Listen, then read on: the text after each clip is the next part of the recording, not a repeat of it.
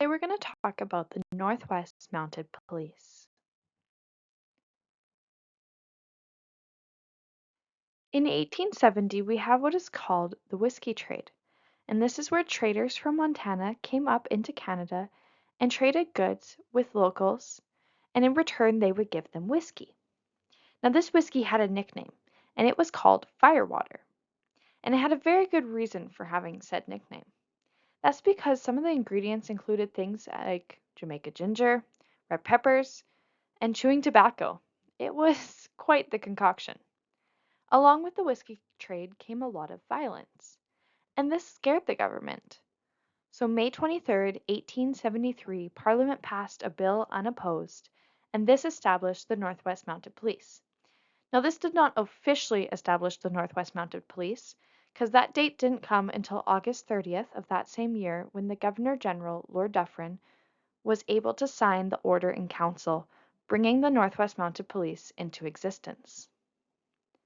Unfortunately, before this could happen, Cypress Hills massacre took place on June 1st, 1873. This killed more than 30 Assiniboine. In 1873, 150 recruits arrived in Lower Fort Garry, and this would be present-day Winnipeg. 150 more applicants arrived the following spring for training. Led by George A. French, July 8, 1874, the March West began. The divisions in the march would then split off and go to different forts and locations within the Northwest Territories. One of those was Fort Whoop-Up, which is in southern Alberta, and this was known to be a really bad fort during the whiskey trade. So divisions B, C, and F arrived at Fort Whoop-Up, and they actually squashed the trade without firing a single shot. Fun fact, Saskatchewan is actually patrolled by Division F of the RCMP today. In 1885, we see the Northwest Rebellion, also known as the Northwest Resistance, take place. And this is where the Métis, led by Louis Riel, felt unhappy towards the Canadian government, as they felt that their rights and lands were not being protected. They found that the CPR was being very overbearing, and they were struggling to survive with the depletion of the bison herds and multiple crop failures. Now, it's important to note that the Northwest Mounted Police actually advised Ottawa to do something about these concerns, but the government chose to ignore this advisement, and we see that we have fighting break out on March 26, 1885.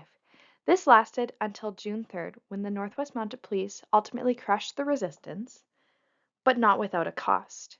8 Northwest Mounted Police officers lost their life, among the hundreds of other people who were killed in the fighting. Louis Riel was ultimately hung in Regina after a trial, and this event showed the government that they needed a permanent police presence within the West. Now, in 1896, Wilfrid Laurier's government actually wanted to disband the Northwest Mounted Police. But in 1896, we also have the Klondike Gold Rush. As all these miners came to look for gold, they were also confronted with greed. And because of this, the Northwest Mounted Police were needed to keep the peace up in Yukon. We also see in 1897 the first use of the Stetson, which is the hat we see upon the Mounties' heads. In 1904, we actually see a name change. So King Edward VII renames the Northwest Mounted Police the Royal Northwest Mounted Police, and this is in honor of their 30 years of service. Now, skipping ahead to 1917, we see that the Royal Northwest Mounted Police are released from their duties in Saskatchewan and Manitoba. Now, this is because the Royal Northwest Mounted Police were heavily involved in World War I. Because they were overseas, they were strained on home front duties. And so Saskatchewan and Manitoba figured that they would be better to have their own provincial police in order to protect their provinces. We do see, though, that in 1919, the Royal Northwest Mounted Police increases to 2,500 members. In 1920, we see that the headquarters of the Northwest Mounted Police moves from Regina to Ottawa, and that's because it actually goes through another name change. And it becomes, instead of the Royal Northwest Mounted Police, it becomes the Royal Canadian Mounted Police. And this is because the Royal Northwest Mounted Police combined with the Dominion Police to create the RCMP. Now, in 1918, the Dominion Police and the Royal Northwest Mounted Police would split the federal policing duties, and then the Royal Northwest Mounted Police also looked after the west of Canada.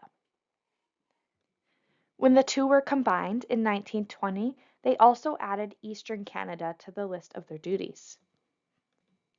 Prior to 1920, the Northwest Mounted Police had established a criminal investigation branch with the headquarters in Regina and a security and intelligence office, which would later become the Canadian Security and Intelligence Service in 1984. In 1928, the RCMP would then take over Saskatchewan's provincial policing, absorbing the Saskatchewan Provincial Police. And this is because the Saskatchewan Provincial Police maximum strength ranged from 145 to 175 officers. And they felt that they could not cost effectively take care of their provincial policing on their own, so they contracted it out to the RCMP. In 1932, the RCMP becomes the provincial police for Alberta, Manitoba, New Brunswick, Nova Scotia, and Prince Edward Island.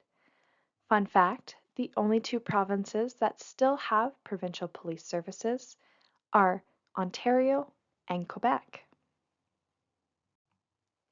The last year that equestrian training was mandatory for Mounties was in 1966. Fun fact, sub-constables were paid 75 cents per day and constables were paid $1 a day at one point in time. When researching about the Northwest Mounted Police in Whitewood, I first turned to our local history book, and the history book highlighted 3 dates.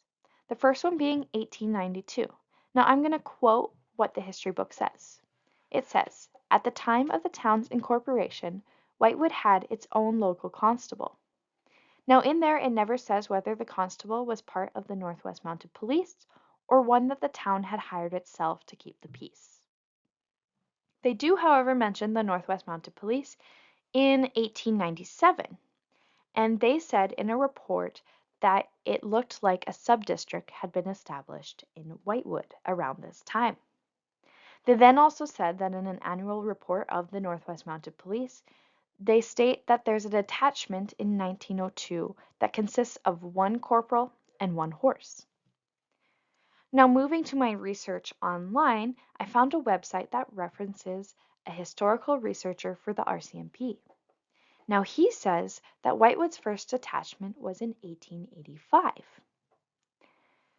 He also says that in 1902, the detachment decreased from the 2 corporals that they had in 1885 to 1 corporal and 1 horse in 1902, which matches up with the history book.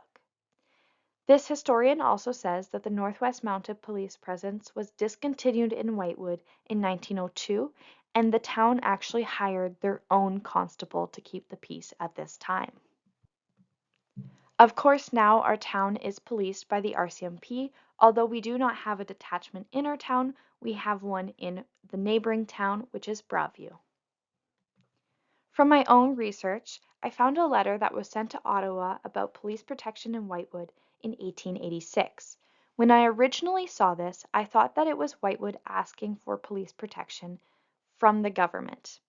Now, I am unable to read the contents of the letter, and I can only see what someone has titled the letter, which is just Police Protection Letter in Whitewood. So, I originally thought that Whitewood was requesting police protection. After thinking about it a little bit, it could be about literally anything to do with police protection in Whitewood. They clearly had a concern about police protection if they were writing to Ottawa.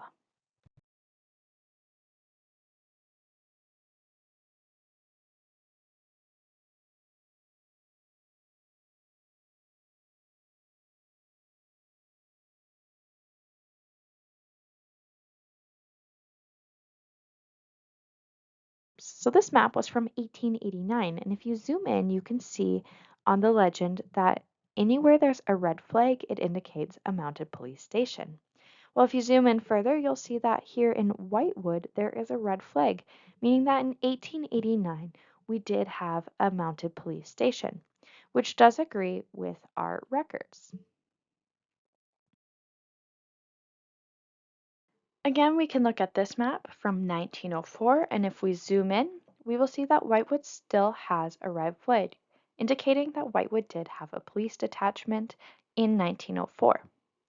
From these maps, we can see that from 1889 to 1904, Whitewood had a police detachment.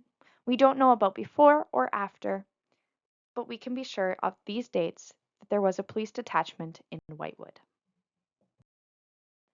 We have a lot of RCMP artifacts here in our museum. One of the coolest ones that we have is this police badge. Now, we do not have a lot of information on this artifact, but my guess is this isn't an RCMP badge, but rather a constable's badge that the town hired themselves. I have no way of knowing if my inference is correct or not, but maybe one day we will find out. We have multiple uniforms here in our museum for the RCMP, and a lot of these are donated by Harold LaRosse. Now, he had a close affiliation with Whitewood and Round Lake over the years, and he actually ended his 35-year career in Winnipeg as the chief superintendent.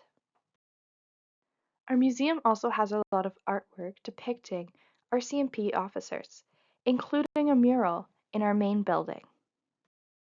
Another person who has donated a lot of our RCMP artifacts is Jack Clarkson. You can actually buy his book here at the museum. Among the artifacts that Jack has donated is this Commissioner's Medal that he won for his bravery during a shootout. Information and pictures were retrieved from these sources. You have what it takes to be a Mountie? Try our mini quiz to find out. Link will be in the description below. Thank you for joining us today on learning a little bit more about the history of the RCMP. And as always, be sure to check out the Whitewood Historical Museum.